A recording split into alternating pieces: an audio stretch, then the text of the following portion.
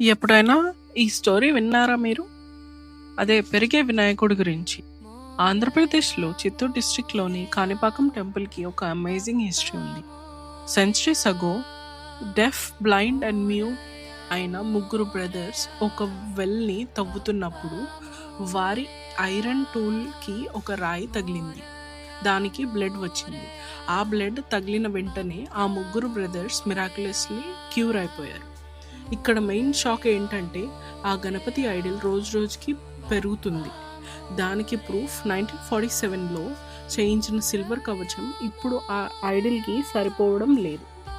Legends ప్రకారం severe skin diseases ఉన్న వాళ్ళు ఇక్కడ బహుదా రివర్లో స్నానం చేస్తే వెంటనే క్యూర్ అయిపోతాయి. ఫేత్ అండ్ హీలింగ్కి పర్ఫెక్ట్ ఎగ్జాంపుల్ ఈ టెంపుల్. ఈ మిరాకిల్ గణపతి గురించి మీరు విన్నారా?